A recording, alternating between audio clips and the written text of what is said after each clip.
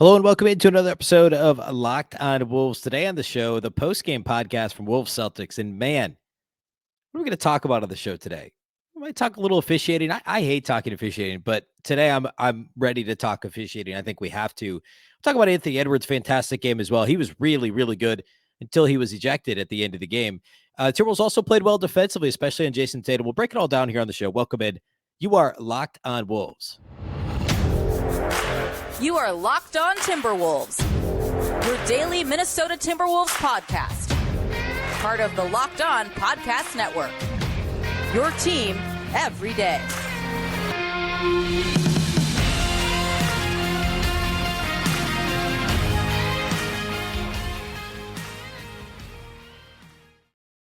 Hello and welcome to the Locked On Wolves podcast, part of the Locked On Podcast Network, your team every day. My name is Ben Beecken. I'm the host of Locked On Wolves. Today's episode is brought to you by Ultimate Basketball GM. Ever dreamed of becoming an NBA GM and managing your basketball franchise? Then this game is definitely for you. To download the game, just visit ultimatebasketballgm.com or look it up on the app stores. Our listeners get a 100% free boost to their franchise when using the promo Locked On, all caps, in the game. Happy Thursday, everybody. It's a not so happy Thursday in Timberwolves land after a loss to the Celtics on Wednesday night. This is the post-game podcast. We're going to break it down. We'll talk offense. We'll talk defense. We'll talk officiating. It's all upcoming on the show. A big thank you here off the top, though, for making this show, Locked On Wolves, your first listen every day. Of course, Locked On Wolves is free and available everywhere. That includes YouTube as well as all of your favorite audio platforms. You can also watch on the Locked On Sports Minnesota app on both Roku and Amazon Fire TV. You can also follow on Twitter at Locked On T-Wolves and at Beecken with two B's, two E's, C-K-E-N. All right, the cliff notes for this one. If someone asked me to summarize this game in very short order, I'm not going to put a time limit on myself, but I'd summarize this game as a strong Timberwolves performance, some bad shooting early, some really bad shooting by both teams, but a lot of missed open shots for the Wolves. Overall, strong defense, fouling a little too much, but generally playing strong defense. A really good Anthony Edwards game. He got very little help from the rest of his team besides maybe Kyle Anderson and then a strong kind of like third, early fourth quarter from Naz Reid. But this was the type of game where you say, man, it'd be nice if Ant had some help. It'd be nice if Karl-Anthony Towns was on the floor. It'd be nice if they had another player that could score with some consistency and frequency. And then the close of the game was marred by, well, frankly, most of the game, but the close was marred by officiating. And if you're a regular listener to this podcast, you know, this is maybe the second or third time I've even mentioned officiating as like a key takeaway from a game, probably second time all season. And I always have to give the disclaimer. I hate talking about officiating in this podcast. I hate it. I get that it's a part of fandom. Fans love to complain about officiating. I understand that. I get it. Whatever. I don't like talking about it because there's almost always there really are always many reasons why a team loses a game. And officiating is very rarely one of the top 2, 3, 4, 5 items.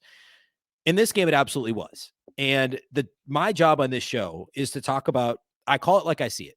I'm not hot takey here. Like that's not the thing that I'm trying to do on Locked On Wolves.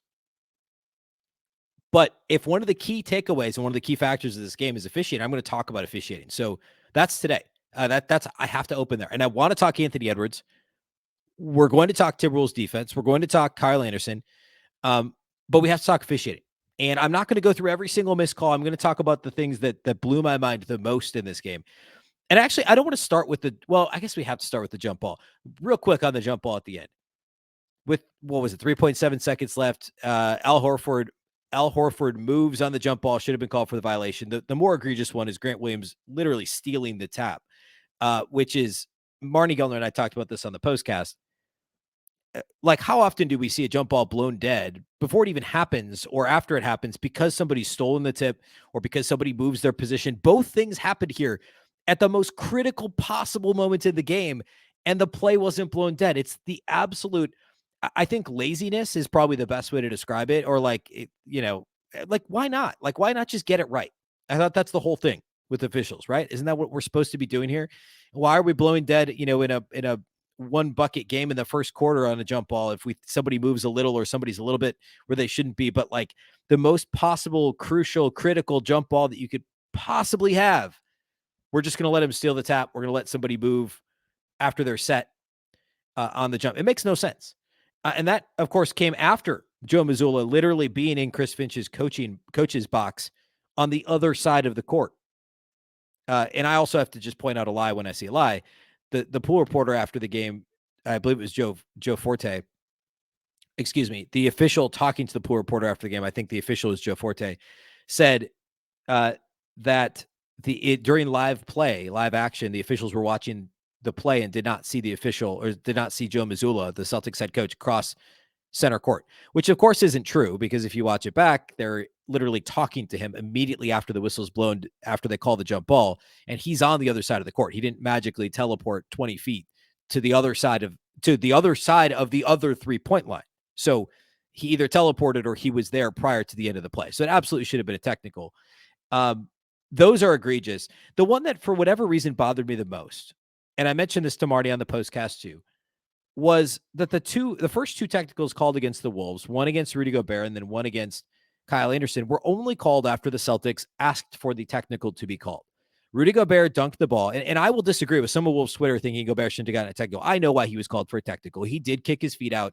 I forget who even was. It might have been Tatum. He did kick his feet out after the dunk unnecessarily. He should have been called for a technical foul. That's not what I'm upset about. I'm upset that it wasn't called, not by the official closest to the play, and not immediately by the official on the other end of the floor, whoever actually called it. It was called after the Celtics protested, and their coach came on the floor then, too, to protest, after the Celtics delayed the game by refusing to inbound the ball until they called a technical, and then the official furthest from the play calls the technical foul on Rudy Gobert. Yeah, the call was right. The process is all wrong. And the next one, which was after, I think it was Nas went down on the floor with for a loose ball with Marcus Smart. He kind of, I think his hand got caught under Smart's jaw or something weird where Smart kind of got hit in the face. And then he's calling for a technical. And then Kyle Anderson gets called for a technical after Smart's complaining, after the play's over. And Anderson was still complaining about a missed out of bounds play, a minute before that. But it was after the complaining from the Celtics, after them asking for the technical foul. That's when the technical foul gets called. Not when Joe Mazzulla is on the, opposite 3/4 of the court.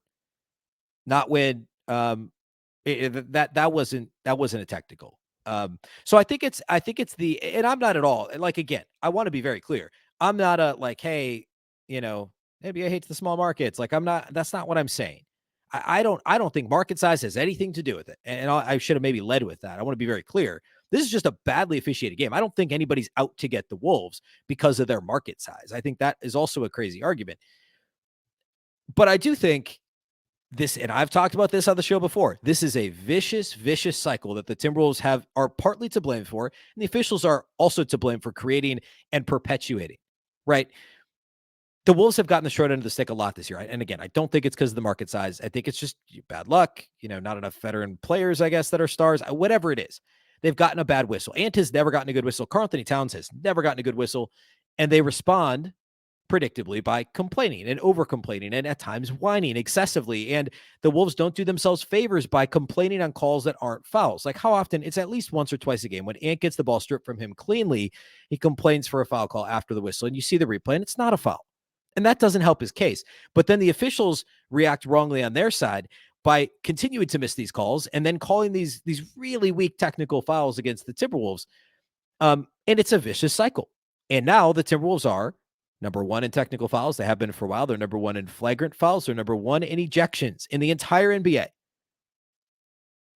And nobody, like, if you didn't watch the Wolves on a nightly basis, I don't think anybody else knows that. It's not like the Wolves had this reputation like the Blazers of the late 90s, early 2000s, or like the Nuggets of 15 years ago, or whatever teams there were that had all those technical fouls and flagrant fouls. And it's not like they're the bad boys Pistons, right? Nobody thinks that about the Wolves. Wolves fans know that the Wolves get called for a ton of technicals because Wolves fans watch the Wolves every night. But it's an officials versus Timberwolves thing, and nobody seems to notice because the Wolves aren't on national TV a lot and because they don't go about it in an egregious way. They don't have guys who are known for that necessarily. But yet it happens because of this vicious cycle that the Wolves and the officials are both guilty of. And in this game, I said this to Marty on the postcast as well. It's a bad spot to be, headed to a tough 3-game road trip, 6 of 7 on the road. Like, now, how do you use this energy? Do you pull out of this? Are you able to to get your head back on straight and put this behind you? Like, this is a tough one. This is a really tough one.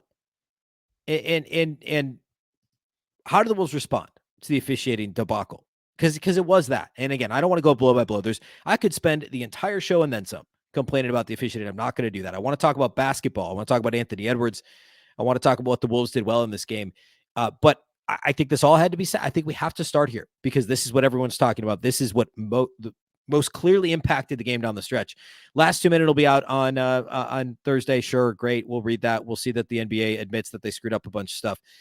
But I mean, hey, at some point, that's got to not happen to the Wolves. It's just very frustrating. All right, I don't want to talk about Ant. I do want to talk about the defense. I want to talk about rebounding. I want to talk about shooting or lack thereof, lack of successful shooting for both teams, really. I want to do all that next. We'll do individual studs and duds as well as we always do on the post-game podcast. So all that is coming up. Today's episode of Locked On Wolves is brought to us by our friends at the Ultimate Pro Basketball GM. I'm really geeked out by our new partner and sponsor of today's episode, and that is the mobile game, Ultimate Pro Basketball GM. Ever dreamed of becoming an NBA GM and managing your basketball franchise? Well, your dream can come true, and this game is definitely for you. Manage every strategic aspect of your team, play through the season, and lead your team to glory. You're responsible for hiring the right coaches and assistants, trading and training players, making draft picks, navigating your franchise through free agency and the draft, and all the ups and downs of a season. All of this in a challenging and realistic game world. Ultimate Pro Basketball GM is completely free and playable offline. Play on the go as you want and when you want to. There's a Locked On NBA host league going on right now, and it's really lit up the DMs, the group DM for Locked On NBA hosts. So definitely get into this with your friends. Start a league with your friends. Locked On Wolves listeners get a 100% free boost to their franchise when using the promo Locked On in the game store. So make sure to check it out. To download the game, just visit probasketballgm.com, scan the code, or look it up on the app stores. That's probasketballgm.com. Again, if you're watching on YouTube, you can see the code in the lower corner of the screen. Just scan that, or again, look it up in the app stores, probasketballgm.com. Ultimate Basketball GM. Start your dynasty today.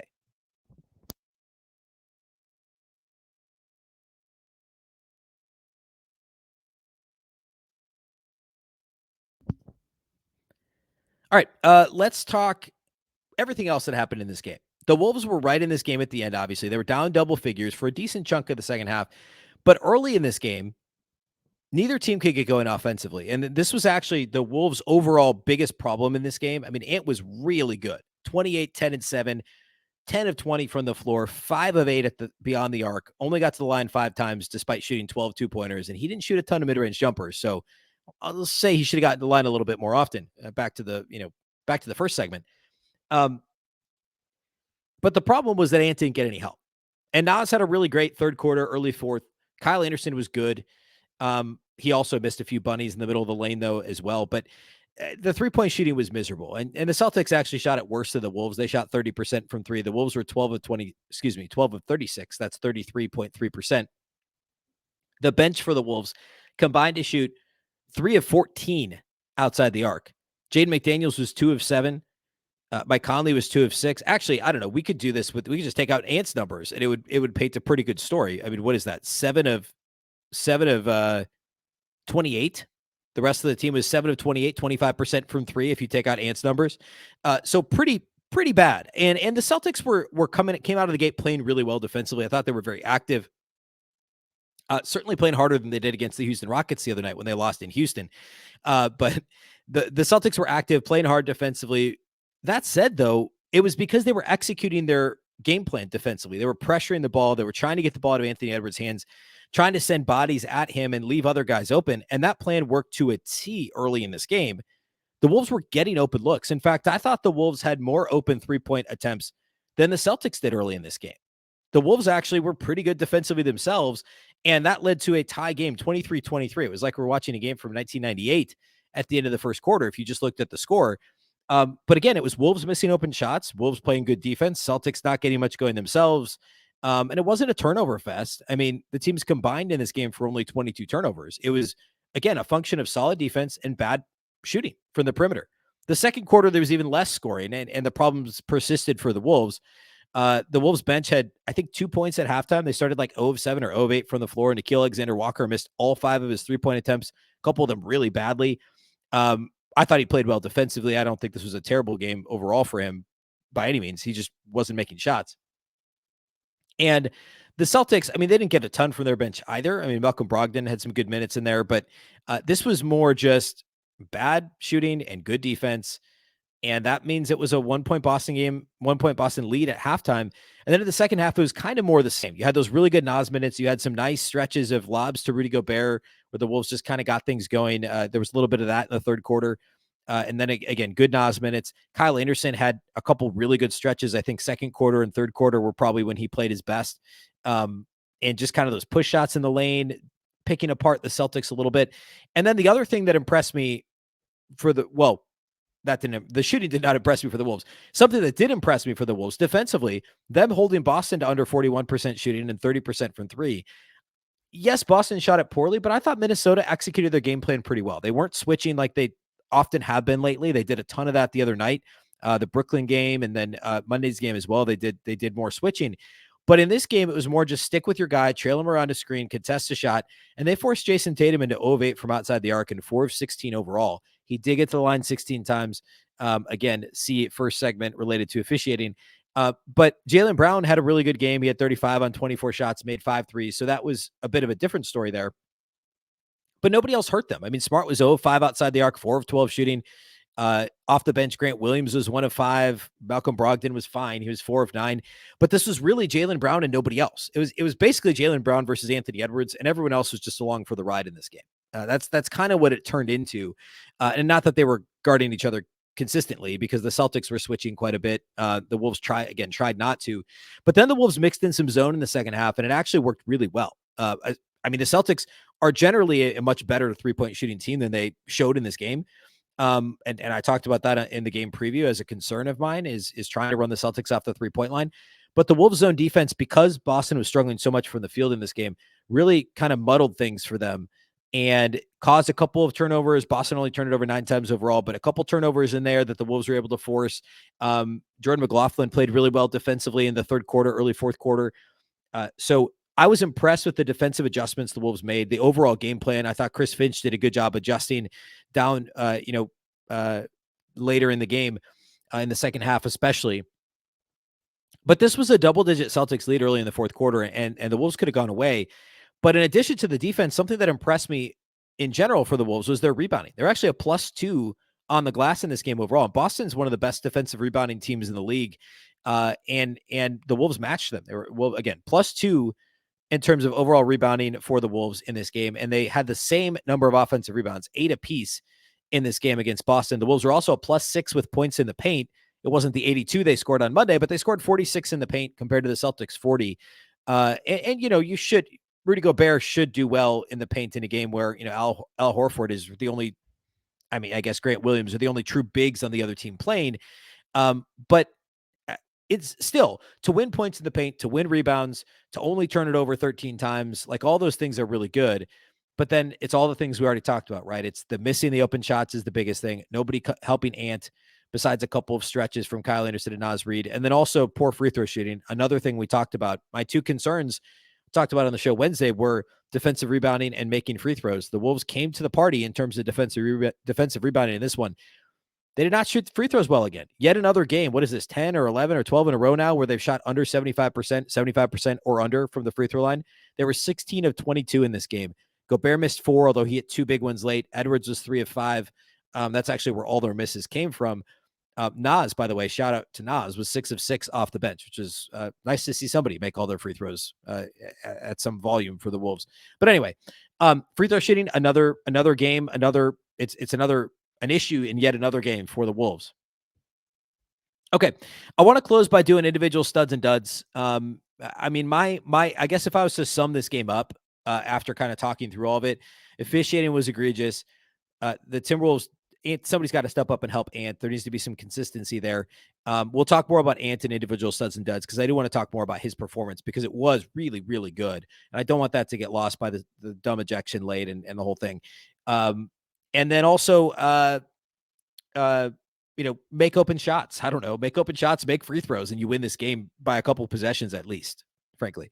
All right, let's close with individual studs and duds and a bit of Anthony Edwards stock. So we'll do that here next. Today's episode of Locked On Wolves is brought to us by our friends at Built Bar. The Built March Madness bracket is here.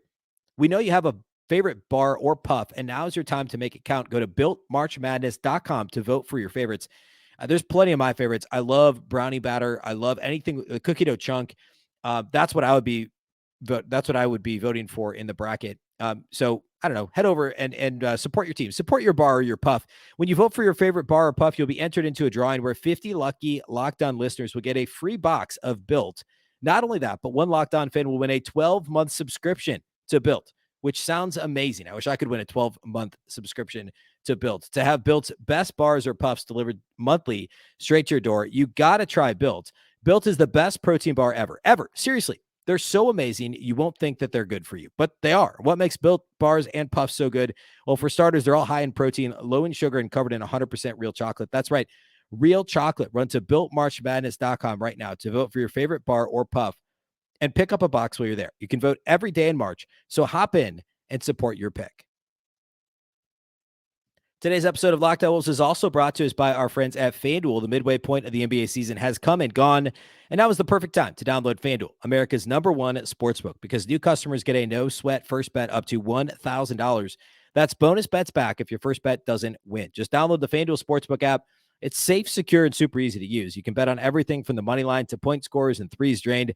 The Wolves are in Chicago to take on Pat Bev, Zach LaVine, and the Chicago Bulls in Chi-Town Friday night, 7 p.m. tip. So go check out that line and player props as well. FanDuel even lets you combine your bets for a chance at a bigger payout with a same-game parlay. Don't miss the chance to get your no-sweat first bet up to $1,000 in bonus bets when you go to FanDuel.com/lockedon. That's FanDuel.com/lockedon to learn more. Make every moment more with FanDuel, an official sports betting partner of the NBA.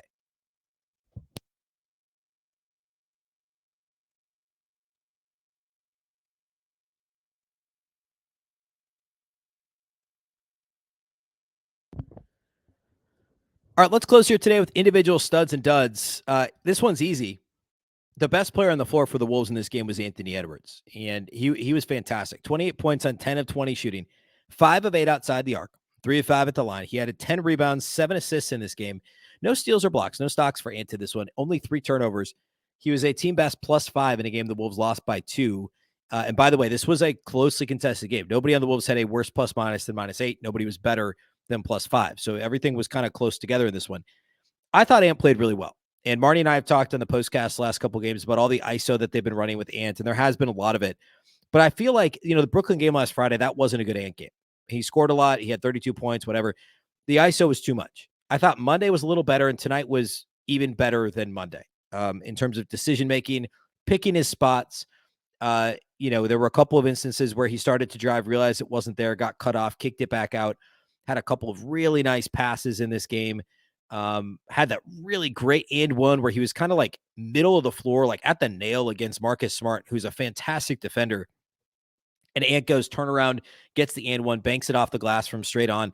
Just a couple of those really tough shots, dagger threes, step back threes. He's doing more and more of that here lately. Just the full repertoire was on display here. And he played defense too. And he's been doing that. Right, mostly all year, other than really early in the season when who knows if it was conditioning or what. He kind of said it was, but well-rounded. Ant was doing it all in this game. I have no qualms with how Ant played, other than, according to the pool report after the game, Ant apparently questioned the integrity of the officiating, which is why he was ejected on just one technical. And I'll tell you, watching on TV, it doesn't look like he said much. So he must have said something. So obviously you can't do that, but. That notwithstanding, and by the way, he's got to be careful. It's a good thing he only got the 1 T and not 2, because if he gets, I think 2 or 3, I think he might be at 14 now. So if he gets 2 more, he gets suspended a game, which that doesn't matter. If you're regular season play in playoffs, you get suspended a game. So he's got to be extra careful. But at any rate, 28, 10, and 7 on efficient 50% shooting, 5 of 8 from 3. Would be great if he got to the line more. That wasn't entirely his fault. Again, see segment 1, but really good Ant game. I was very, very pleased with how he played in this one. Kyle Anderson gets another one. Also fantastic. 15, 8 assists and 7 rebounds, 7 of 14 shooting. Misses only 3-point attempt, 1 of 1 at the line. That was that nice and one off an offensive rebound. So both Ant and Kyle Anderson shoot 50% from the field. And they were the top assist leaders for the Wolves, 8 and 7. Nobody else on the Wolves had more than 4 assists. So that was Jordan McLaughlin off the bench. So Kyle Anderson and Anthony Edwards continue to be the two that are holding it down for Minnesota. He also, I should say, Kyle Anderson had the Wolves' only 2 blocks in this game too. Had a number of those kind of short push shots. He missed a few. He made a few. That was actually where the vast majority of his 14 shot attempts came from, were those little, mid-range push shots. There were a couple of bad, one really bad turnover where Anderson got caught under the basket after a good pass from Ant, couldn't score. He threw it away, and the Celtics got a fast break the other direction. Like the technical after the Nas Marcus Smart thing was silly. There were some moments that weren't great for Slow-Mo, but like without him, this isn't a close game. I mean, it was him and it was Ant. Like that's who played best for Minnesota in this one. Naz Reid also gets the stud. He gets the third stud in only 19 minutes off the bench, 15 and 6, plus an assist, 4 of 9 shooting, made his only 3-point attempt. Perfect 6 of 6 from the line. And frankly, it's the 6 of 6 from the line that does it for, like, I don't know. He could have done nothing else and I would have given, I'm just kidding. But like nobody else can make free throws consistently for the Wolves right now. It's one of the areas they really miss Karl-Anthony Towns for, is just, first of all, getting to the line. Second of all, making them when you get there. Naz had the 3 turnovers. Fine. But without his stretch, late third, early fourth, with Rudy on the bench, I mean, the Wolves aren't close in this game. Like that's like Naz Reid played really, really well during that stretch, to the point where the Celtics announcers were talking like, hey, why are they putting Rudy Gobert back on the floor? I mean, Naz had 15 and 6 in 19 minutes. Guess what? Rudy Gobert had 15 and 6 in 29 minutes. They had the exact same point rebound numbers in this game. Which is fascinating, really. Obviously, Rudy had an impact defensively. I thought, he did the thing that Rudy does where it doesn't all show up in the box score. I thought actually Gobert played pretty well in this game. I should mention also the lobs were back on point for the Wolves, as they were Monday against Atlanta. The Wolves seemed very comfortable throwing lobs to Rudy. It was good to see that. I feel like we're reaching a point now where maybe Mike Conley has kind of helped get guys to understand, like, hey, this is a really beneficial thing we can do. Ant had a couple nice ones. McDaniels had one. That could be a really, I don't know. We're in game, whatever this is, 70 in the season, and we're now discovering this, I guess the Wolves are, but still, that was a big part of what the Wolves did middle stages of this game. So that was good to see. Duds, I'm going to have to go with Mike Conley. Just a really quiet Conley game, 7, 5, and 2. Only 2 assists, 1 turnover in this game, shot 2 of 7. And one of those makes was the buzzer beater when they were down 5. So he was 1 of 6 and 1 of 5 outside the arc before that, with only 4 points and 5 rebounds and 2 assists before that buzzer beating 3. So not a good Conley game. And like I said a minute ago, Anderson and Edwards are the ones stirring the offense. They're the collective, I don't know, the double straw that's stirring the drink. I don't know, whatever. Those are the 2 guys initiating offense for the Wolves. They need a little more out of Mike Conley. And he's had his moments here in a Wolves uniform. He's played well in general, but they need just a little bit more out of him. He can't just have 7 and 5 or come into the final seconds of the game with 4 and 5 when you play 30 minutes. All right, that's all we have for you today. We'll, of course, be back Friday. I'll preview Wolves Bulls. We haven't seen the Bulls in a very long time. So we'll talk Minnesota, Chicago, among other things on Friday. Oh, we'll probably talk last 2-minute report, because at this point, like I'm committed to seeing this one through in terms of the officiating in this game. So we'll do that too. It's all upcoming on Friday's show. A big thank you to those of you that do make Locked On Wolves your first listen each and every day. Of course, you can find this show. It's free and available everywhere. That includes YouTube, as well as all of your favorite audio platforms. You can also watch on Locked On Sports Minnesota. That's a Roku app and an Amazon Fire TV app. You can follow on Twitter at Locked On T-Wolves and at Beecken with 2 B's, 2 E's, CKEN.